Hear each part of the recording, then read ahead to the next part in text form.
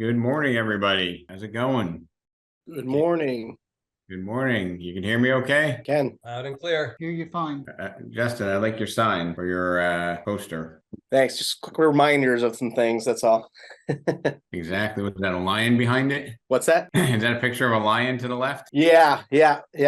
That Facebook Remax group has a line that has like the red and blue, and I thought it was pretty neat, and so I pretty much tried to adopt it in a lot of different places. The line. Fantastic. Well, I appreciate that. Yeah. So, good morning. Happy Friday, everybody. I want to start by something that's super simple, which is a definition of unshakable confidence. And unshakable is a belief strongly felt and unable to be changed. Okay. Unshakable is a belief strongly felt and unable to be changed. And confidence is a feeling of self-assurance arising from one's own appreciation of one's own ability. A feeling of self-assurance arising from one's appreciation of one's own ability. Now, why do I put these two words together, and why are we spending a Friday on that? Because do you think that there's a lot of uncertainty in our business right now? All right, I muted everybody. If you want to talk, everybody's free to unmute themselves, and I just want to make it so everybody can hear. So do you think that there's some uncertainty, in our industry? I see Rob Garver or Bobby Golden. You think there's uncertainty? Yeah, absolutely. Right? Is there fear? I believe there is. Right. And why, Robert, why do you think there's fear? Because I think that there's, from a realtor standpoint, I think there's a lot of realtors who've never experienced a market like this. And they're not seeing any business coming their way. And they're starting to wonder, what else should I be doing? Maybe like a side job to carry me through. And I think that's really what we need to be addressing today, which I believe is what you're. And Robert, do you think that you can be completely effective if you have one foot in the water or one toe in the water and nine out? You're No. thinking about what happens if it doesn't work? No, I think you have to be all in. So, and what's interesting about the real estate industry is the facts are always different, right? The last market correction was for a different reason. The last market, repositioning or crash or whatever you want to call it, 2007 to 9, was for a different circumstance, right? But I can say in my lifetime, I've never seen it where the rate of change was so dramatic that a lot of people are being influenced on what to do because of what they have, right? And I don't know, I consider myself to be a little bit forward thinking, but 2 years ago, I didn't predict it to be this bad in terms of buyers being abundant with rising interest rates, and the bottleneck being home sellers not wanting to transact in many cases because of low interest rates. So the circumstance is always different, but I think the mindset is always going to get us out of the rut, so to speak. So I think even the most pessimistic forecasters and scholars are still calling for about 4 million transactions as a floor. And I think in the good times, we're at 6 point something million transactions. So we're probably talking about 35% off the peak. So there's still going to be a lot of business, and that business is going to inure to those who have unshakable confidence and the commitment to doing what they know needs to be done. Okay. Those who are hedging their bets, I think, are going to be challenged in this market. And I know if you're somebody in that boat where you're like, hey, I have to have a plan B in case this doesn't work out. I have no plan B. Most of the career people in real estate don't have a plan B, or maybe their plan B is to pivot from what they've been doing so that they can become more effective, right? Rob, just to chime in on that, in optimism, during the worst times that I know of in our real estate, after the crash, when everybody was losing their homes and it was thought that, we were never going to recover, it ended up being an opportunity. And people who learned how to deal with the market, obviously became foreclosure specialists, short sale specialists, and were able to start doing more business and grow from there. In this last segment, when we had COVID, that's the only 90-day period I know of in existence that there were the least amount of deals. Deals fell apart. Nobody was open to close deals. That was a once in a lifetime thing. And like you said, with the amount of opportunities and transactions that are happening, people are moving, people are buying, people are selling, and real estate is whatever you put in, you get out. So the people who think about, getting a second job, if they just dedicated that 8 hours a day into prospecting and cold calling, then they would make 3 times the return. I mean, and Scott, just thank God, like we're doing something that is helping people, right? I mean, who would want to be a debt collector, right? Who would want to be a billing specialist to explain to people what they have to pay on their medical bill or whatever else? There are so many jobs I think people don't, enjoy because the outcome is not so impactful as what we have. I mean, if you have the right mindset, being a nurse, a teacher, a lot of patients, you help people. It's a good profession. It pays predictably, and you do a lot of good. We have the ability to do an equal amount of good and to have an abundant income opportunity. And sometimes we lose sight of that. Things that I find that help us to, navigate through these challenging times, is, to have a sense of gratitude, right? For when you can help somebody. And this is kind of like a grandma's guilt, but have a moral sense, have a moral obligation to help the people that you hold yourself out to be their real estate expert. Because, housing is not insignificant, and we don't want order takers, okay? We want people who have conviction, knowledge, caring, to help people fulfill their dreams. We want to have somebody that is, excited about the process, not like, there's no inventory, Scott, there's no inventory. I'm sorry. Prices are too high. You can't afford to live here. Or we don't want somebody who's like, so confident that it pivots to the word arrogant. Does anybody want to try to define the difference between confident and arrogant? You don't have an attitude when you're confident. I mean, you can have a bit of an attitude, no? I mean a tude. Right. But I think arrogant is all about me and how great I am. I think confident is I can help you, and I'm certain of that. And that's Rob's definition. I don't think it's a dictionary definition, but that's how I feel. Somebody who's arrogant is like, hey, I'm so good, you should be grateful to work for me. And I always think of myself as grateful to be able to help people. And in the process, that provides fulfillment to me, and then eventually winds up being economically beneficial. Okay. And I think, can you be confident and humble at the same time? Absolutely. So I hear a 1 yes. Anybody else want to chime in? Anybody want to contradict that? Can you be humble and arrogant? No. Probably not, right? Does confidence mean that you're not appreciative or grateful? No. I mean, confidence just means that you have that inner belief that that you're the right solution to the challenge that you see before you, and maybe even the challenge that you don't know is even to come yet, right? Having unshakable confidence, I want to be something where, we can reach out to people who have hit the pause button. Okay. And you think a lot of people in evaluating their housing needs might have hit the pause button now? I'm encountering people that are just content with waiting.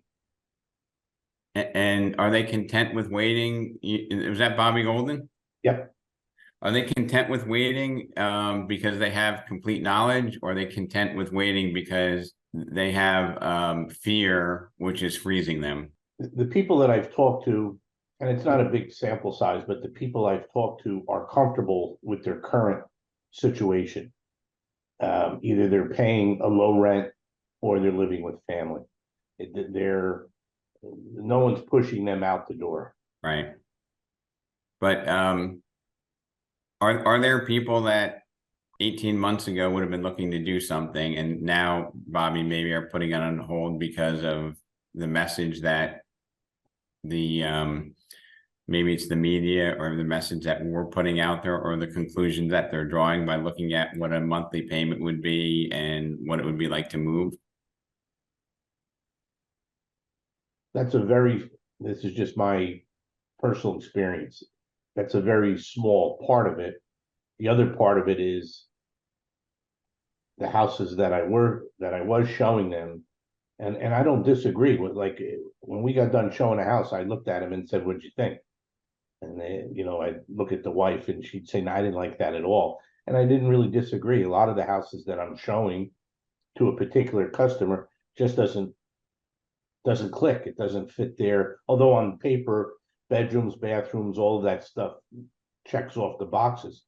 But when you get in the house, it's very disappointing. You see, what I think is basically the people who bought when the interest rates were so low. If you remember that era, even through the pandemic, people were buying houses because there was not that many available. So there was multiple offers. So they got locked into the low interest rate, which was good, but they really weren't satisfied with their purchase that they bought, because it either was too small, it wasn't exactly what they really wanted. So now what's happening, what I see it's happening, is that people are kind of stuck, in a house either too small or too big, or they need to, they're a growing family, they need to get out. So they have second thoughts about moving because of the interest rates, but because they're in a lower interest rate. But I think eventually those people are going to have to say, I got to get out of here.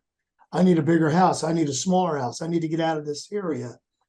So that's my take. I just think that back in those days of the low interest rates, people had to settle for whatever they got because multiple offers on everything. And a lot of those people also, that's a good point. A lot of those people also overpaid for those homes. Yeah. So I don't know, who was the last one that said they overpaid? I couldn't make the voice out. Mike Who? Mike Luzzy. Oh, Mike, how you doing? So I think that because the interest rates were low, we could cover up some other shortcomings of properties, right? So they might be willing to overpay was one. They might be willing to accept not doing full inspections or limited inspections. The low interest rates offset a lot of other challenges. But I think that there's a core amount of people that, due to life changes, should be making a move in their real estate needs, right? Because primarily, real estate is one of the basic needs. It's not a financial investment, right? I mean, it's a good financial investment, but it provides shelter. It provides a place for you to create memories, to live your life, right? Where you live, where you meet your friends, where you go to worship, where you go to shop, right? It's a very big piece of your life. And a lot of people are putting it on hold because they're fearful, in my opinion. And, Bobby Golden, you made a really good point that, when you go show houses now, it tends to be disappointing, right? Correct. And, I kind of think through these things, and the reason why I think it tends to be disappointing is because there's less options to show people, right? And the house or two that's left is probably not the most desirable one. Does that make sense? Pretty accurate. So what we need to do is we need to pivot in the way the business is being done. And I think we've all been doing this, is when a suitable house comes on the market, if it's, Tuesday afternoon and it hits the market, can somebody wait until Sunday if they really want to see that house? Probably not, right? So there's still transactions that are being done from the buyer side that we can make happen. We just need to change the expectation about how we procure those. And I think unshakable confidence and the our moral obligation to our sphere, our clients, our families, and ourselves is that we need to solve the problem and be honest with people. We need to have more conversations to identify the people that we can serve. And I think the selfish individuals in this business want to have 3 conversations and 2 sales. Okay, the true professionals are going to have abundant conversations to identify the people that they can provide that service to. Does that make sense? Right. And I would say, 70% or 80% of our peers in this industry have some level of reservation about reaching out to even their friends and clients and their sphere of influence. Ron, you do training. Would you say that, absent, creating habits that people have an avoidance tendency to reach out to people and talk about real estate? This is for Ron Piccolo. Yeah, I'm here. Okay, I'm sorry. So I Everybody's think, do you think a lot of people, absent, having a structure and really forcing themselves into a habit, have a tendency to avoid reaching out to people on a regular and consistent basis that are in their sphere and their clients? Yes, I do. I tried, I shout out every week to my agents as they really got to get on the phone. They need to talk to people. Ron, what do you think, other than fear, why do you think some people don't do as much communicating as they should? Well, it's out of fear, obviously. I mean, some people just don't like doing it. I mean, a lot of people are just afraid of people yelling at them or hanging up. And you gotta be tough-skinned in this business. You can't be a meek and mild agent and try to make it. You gotta be tough. And you gotta make the phone calls. You gotta do the things that are uncomfortable to you. And Ron, there are phone calls that we like to make. Is there anyone on this Zoom session that doesn't like to make the call and say, "Hey, Amy, I got great news. Your offer was accepted"? Is there anyone that struggles making that call? That's just a dream right now, Rob. I haven't experienced it yet. Okay, it's a dream for you, but it's a reality if you ride on the shoulders of the people that are around you. But that call is easy. The calls that I think sometimes are hard, Ron, as I think about it, is, and this is a metaphor for all the communication that we have, but almost without exception, when I take somebody and I say, "Hey, we're going to go knock on 100 doors in 2 hours," what do you think goes through their head? And I'm talking about your peers that are going to do that. Do you think they might have utter fear of knocking on people's door if they've never done it before? I think that once they do a few doors, everyone's skeptical. When I talk to my agents, they're skeptical about knocking on doors. I can tell you a short story. One of the agents that I was training said I'd never done it before, so I took her out with us with a group, and her first door knock, she knocked on a door, and the guy says, "Yeah, I'm going to be selling my house." So 2 weeks later, she gets the listing, which brought up her confidence of door knocking. It's a numbers game. You have to do it. After so many doors that you knock on, the first 5 to 10 doors you knock on are going to be your toughest. After that, things come easy. Then it just flows. Just keeps on flowing. You get a rhythm. So Ron, I think a lot of people draw conclusions based upon their own standard. And maybe you haven't thought this way, or maybe you do think like this, but are you thrilled when somebody knocks on your door? Well, you know what? That's a good question. I had somebody knock on my door the other day. They were selling shutters, hurricane shutters. And it was around 6 o'clock at night. And, you know, I complimented him. I says, you know what? You're doing a really good thing, only because I guess because I'm a realtor. But I complimented him because they actually were doing it. So I thought it was a good thing. But in general, I think most people don't want to be bothered. But listen, if you're there giving them some information, if you're knocking on the door and they're saying, you know, do you know anyone in the neighborhood that's looking to buy, sell, invest that I can help? And if they say no, I don't really know, but how about you folks? You have any plans on moving anytime soon? Yeah, possibly. Then you got to lead. They could say no, and you say thank you very much for your time. Move on to the next. Listen, again, you can't be meek and mild in this business. You got to be strong, tough-skinned. You can't let these people push you around. That's it. If they're going to be jerks when you knock on the door, say thank you. I appreciate your time. See you later.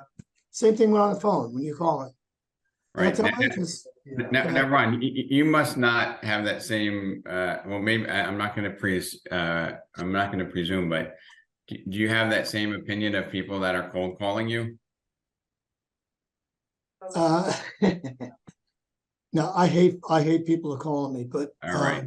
So if we hate people that are calling us, and then we're out there making calls, do you think that might influence our mindset, and especially yes. in the subconscious mind, right? Yeah. I mean, you know, the thing is that your opening line has to be real strong.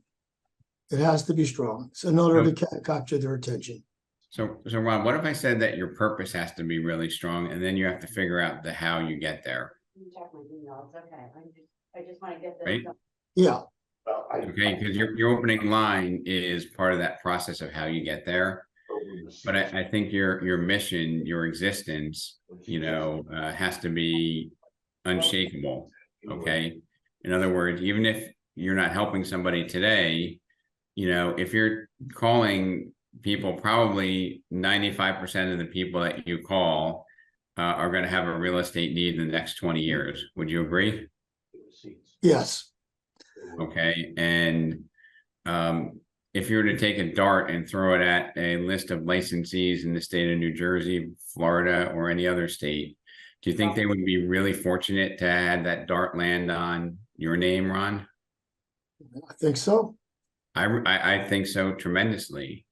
So I really think that we need to change the perception. And then when we're making calls to people, we need to reject the fact that, you know, we get a lot of low quality, you know, valueless telemarketing calls, right? And what we're doing when we're, you know, communicating is a conveyance of value. Okay. Even if we have a conversation and somebody doesn't want to list their house right now, do you think if that call goes well that we're adding to the relationship ATM, right? We're adding to that bank account. Absolutely. And then over time, we're going to be able to take something out of that bank account because we've put a lot of value into it. Yeah, you know, when I said before about when people, telemarketers call me, it's mostly they want to lend you money, you know, or, you know, can we lend you money on your business? Can we do? I don't have too many realtors call me. However, I did have a woman call me from, I forget what company it was, but the tone of her voice and her opening line, I stopped and listened. So it's just a matter, and I'm going to do a class on Tuesday with some ideas on how prospecting on the phone and door knocking and following up is the biggest thing, and email blast. So I'm going to do a class on that Tuesday. But the way she just came across on her call, I had to stop and listen. Otherwise, if it was like, do you want to sell now, or are you looking to buy or sell, or, you know, of course you're going to do is say no and hang up. You have to approach every owner to, you know, with a good opening line. And listen, this is a numbers game. You got to make the phone calls. You got to go through the dialer. We go through 100 calls a day, and have 5 or 6 conversations with people out of 100 people. It's a numbers game. You're going to get 1 or 2 say, yes, I'm going to sell 6 months, 1 year, 2 years down the road. 3 years down the road, those are clients that are going to eventually use you if you stay in touch with them. And this is what we're going to be talking about on Tuesdays, creating an email blast to keep your name in front of them. So if your mission, okay, your purpose is defined differently, and if we don't define the purpose of the conversation as to have a immediate transaction or an appointment for an immediate transaction, we define that conversation as building a relationship, I think our confidence can be greater, right? I think our commitment to doing it will be easier if we don't define it as a success or a fail, a binary. Hey, this was a good call, a bad call. If it was a bad call, Ron, you often call them learning experiences. If it's a good call, it's making a deposit into that emotional bank account to doing more business.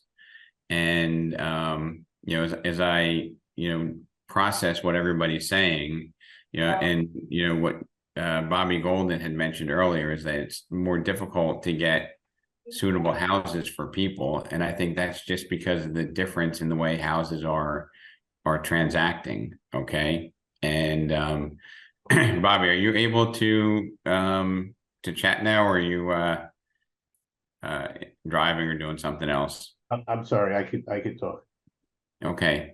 So, I think that the process of transacting in business has to be looked through a different lens. Okay. In other words, the days of making an appointment a week from Saturday, show them 5 houses, those are gone, right?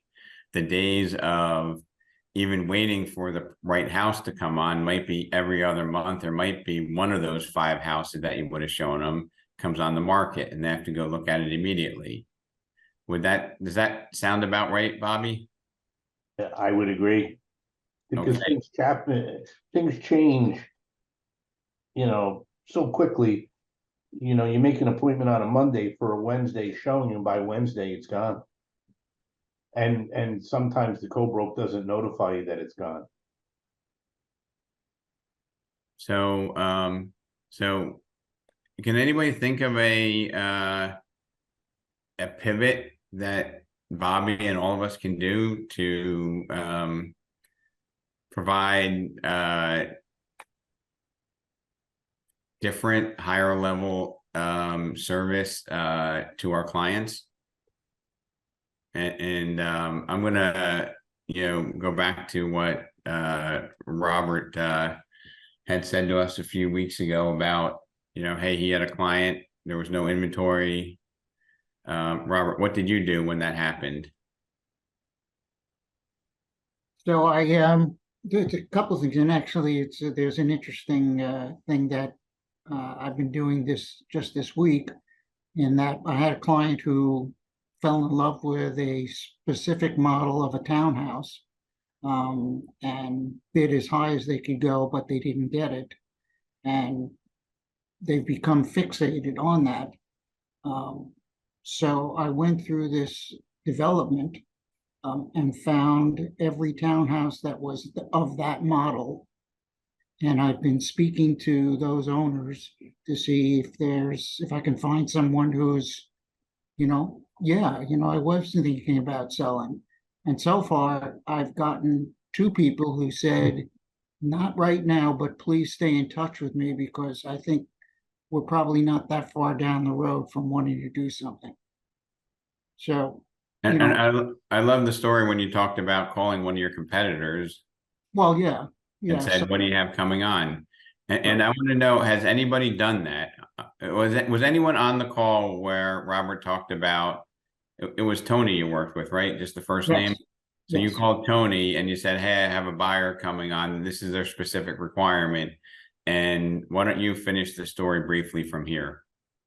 So I knew that this agent, Tony, did a lot of business in the town where my client wanted to find a house. So I called him, we spoke, and he said to me, you're not going to believe me, but I'm actually on my way to a house that meets those criteria.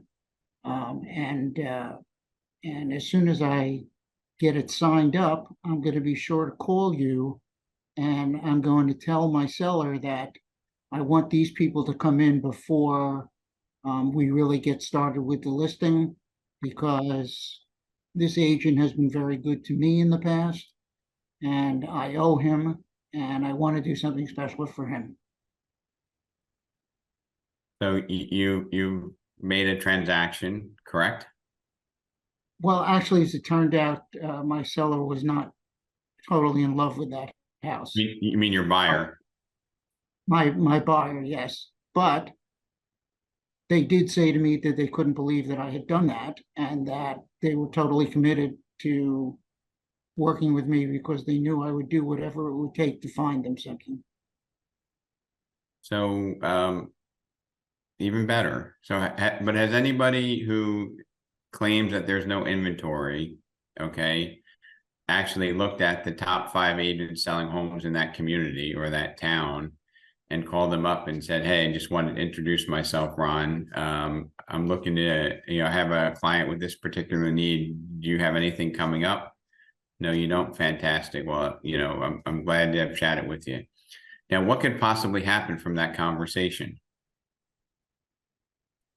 Do you now have a better rapport with that that relevant agent in your local market? Yes, absolutely. Yes, you do. And then if a year and a half down the road, they have a listing that comes on, when you call them up, might that relationship be just a little different just because you made that connection? I think so.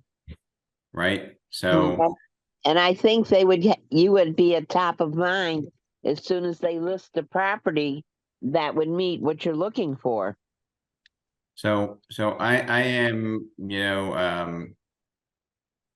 I'm rejecting the helplessness that we have because there's no inventory, and I'm doing this out of contribution, not out of criticism, because I can sit here and tell everybody you're all doing great because you are great agents, but I'm not going to help you grow if I don't provide additional ideas and ways to become unshakable and to have that confidence that we're the best hire for the job. Okay. So, Bobby Golden, you do a lot of business in Woodbridge. I think you're the #1 agent the last couple of years, as we calculated, correct? Parts of Woodbridge, I would agree. I don't want to take credit that I didn't earn, but parts of Woodbridge, you're correct. Okay. And how many agents have called you up and asked you do you have any 4 bedrooms under 600 coming on in a certain section? How many in the last week have done that to you? They don't make the initial phone call. Sometimes what happens is they call on a listing that I have, and the first question is it still available? I say no, it's under contract. And then the conversation comes along that, if you have anything else, please let me know. I have a client looking in the Edgar Hill section, something like that. But to answer your specific question, no one called me out of the blue to say, hey, I got a buyer. Do you have anything? So in the past week, nobody's done. How about in the past month? No. The past year? No. How about in 5 years? I would say no. So do we think, and I want to ask this question honestly, like if we want to have that unshakable confidence that we're the right person for the job, do you think we might be a little bit courageous to look up who sold the most houses in the particular market and maybe give them a call? Right. And Robert, sometimes maybe the homeowners of that particular unit might not answer the phone. But what you could probably do is look up the agent that sold them the house, and you call up those agents that sold those condos or those townhouses and say, hey, I know that you sold unit 12 in Powder Mill. Do if your seller has any thoughts of selling, I have a client. Do you know of any, like, building those relationships? Absolutely. Right? I'm a real believer in it. And I've been talking to an agent, whose name is Andrea, in the Parsippany area about something that I needed for another client.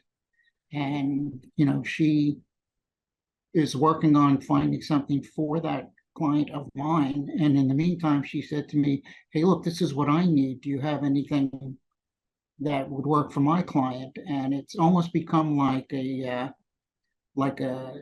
roundtable discussion with a handful of agents that, you know, I know very well, where, you know, we've established it's okay to call each other and say, hey, you know, do you have anything like this? I've got a client. And I think that that's like a great tool that we should be doing more of. So I, you know, again, without being critical, I just want to challenge everybody to think differently about how we serve our clients, because there's a core group of people that, you know, this is how they live their lives. Life is not infinite. You know, if you wait 10 years, you've missed out on, you know, memories and experiences that you could have had in properties that will enrich your life, right?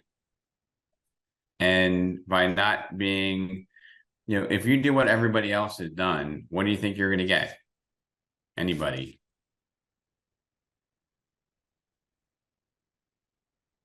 Nobody? So Colleen, if you do what everybody else has done, are you gonna, what are you gonna get? You're not going to get anything. You're gonna get what everybody else is getting, right? Exactly. Right now, nothing. So, you know, we definitely need to think out of the box. And I think calling those other agents is a way of setting up your own little networking group, like Rob was saying, Robert. He has his own little group he's working with now. And So- those agents will keep you top of mind as soon as they've got something coming up. Or the other thing is they'll call you to see if you have anything. It is anyone from the Gopi team on today's call?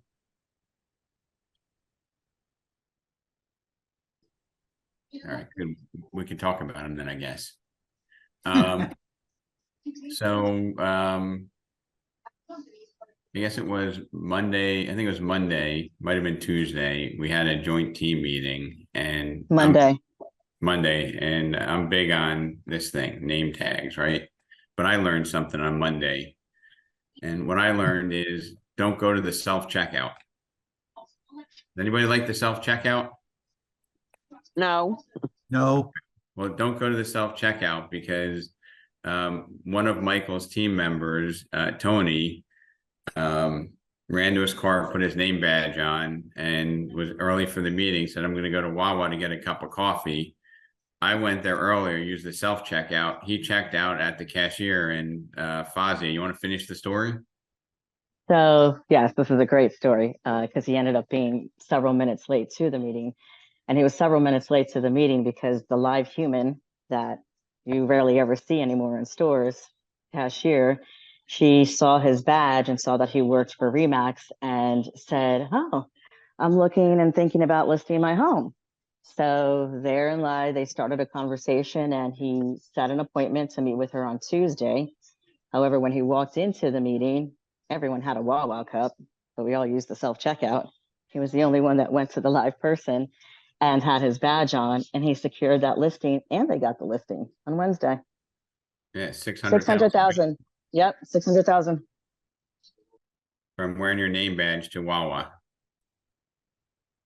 So, you know, we just need to think differently. There is business going on. You know, I hate it when people walk around with their head down because they're frustrated because they just got outbid on an offer. Even, you know, negotiating for a piece of real estate. Okay. When you negotiate for a piece of real estate, you know, you might now have to set different expectations for your clients in order to be successful. Okay. But there might be cases where if you're doing business in a particular area and you've called that person, said, do you have any of the stuff coming on? Maybe they asked you, you have a great working relationship. Now there's 12 offers on that property. if you know that listing agent, and if that listing agent appreciates the way you do business because you've reached out and you've done transactions, do you have a better shot at getting that offer accepted? It's a rhetorical question, of course. You do, right? 100%. So we just need to stop that. We need to stop feeling helpless, and we need to feel empowered. Right? And empowered is not something that I can give to anybody. It's something that it comes from within. Right? And maybe if you leave, these sessions and you feel like you're empowered with some new techniques, or even just a mindset shift, right? And you can leave that feeling of helplessness for your clients, and have a new empowered mindset of serving. To be unshakable, I think you also need to be fearless, right? I mean, Robert, you might have got a bad phone number when you called some of those homeowners, right? You might have caught somebody at a bad day. They might even hang up or yell at you, right? It's possible. Possible. Right? Did happen, but it's possible. And, Bobby Golden, I will bet that, you would probably go out and do things that maybe aren't in your comfort zone because you want to help people on your team. Is that true? One of the things that I'm picking up from today's meeting is, in my town, I live in Woodbridge Township, so there's 10 towns in Woodbridge Township. And although I do pretty well here, there are different realtors that specialize, say, in Colonial or Fords or Avenel. But what I learned today is I should be reaching out to those agents to say, hey, you got any good listings coming up? I got buyers. So I'm definitely going to implement that. That was a great idea. And then Bobby, what else might happen? People might see that, that's not a underhanded sales technique, that has integrity, you're helping your clients, and they might actually want to associate with you. That could also happen, right? Without question. So there's so many abundant possibilities from, being unshakably confident, right? Having that unshakable confidence. And, there's that thing with an arrow through it, and that's not arrogance. Okay. I think arrogance is about me. And I think arrogance is an empty promise. Arrogance is all hat, no cattle, right? You really haven't taken the time to be that person. And you just believe that if you keep saying it enough times, that you will be the local expert. But it's not true. There's really no shortcut. Hey, Rob, this goes back to when I first started with you in Remax, and it was probably the first convention that I went to. And it was the first time that I really heard Dave Liniger speak. And you may remember this story better than I do, but he was talking about when HUD had all of these foreclosures that they needed to sold.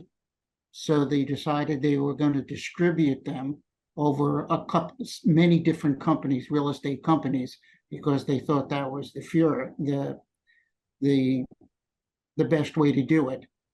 And after everybody got their allocation, Dave Liniger went to them and said, hey, do you want to get these houses sold, or do you want to just believe in your heart that you're doing the fair thing?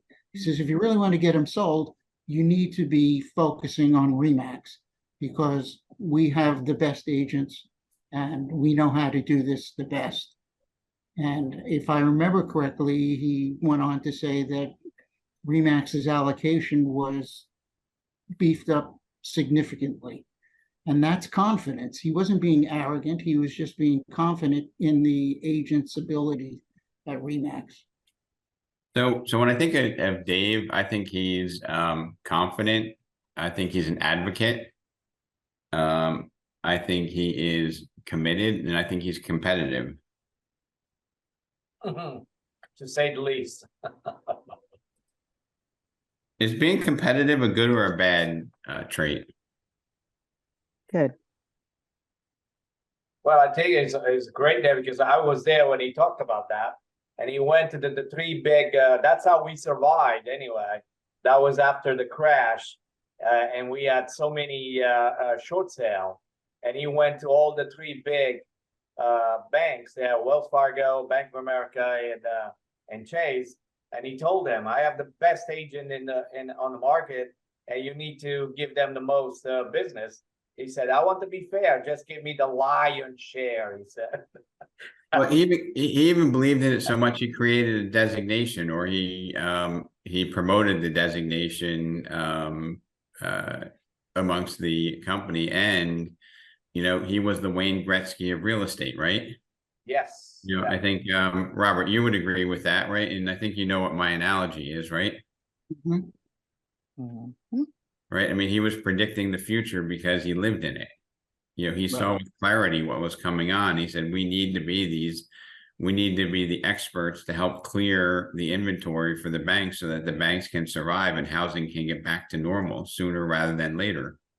Yes. Yes. So I think, knocking on doors, I think making calls is really a metaphor for having the courage to open conversations where you have unshakable confidence, right? Because it's not, geez, if that call goes bad, I'm gonna, crawl up and, disappear for a month. Because you will have bad calls. You will have, some people that you caught at the wrong time. You might even be saying the wrong thing that you need to grow in the way that you communicate. And I guarantee you there's almost 70 people on this call. Everybody's communication style is different. Okay. Whoever is the best communicator on this Zoom meeting here, other people can't be you. Okay. Their style is different. Okay. You have to be who you are. You have to find your communication style. You have to have unwavering, unshakable confidence and commitment. You can't grow from fear. You have to be, inspired. And I also think for most of us, okay, that feeling of, calling somebody up and saying, we got that house, or that feeling of helping somebody who needs our services, the emotional connection is what's going to keep us relevant longer than counting the dollars and cents.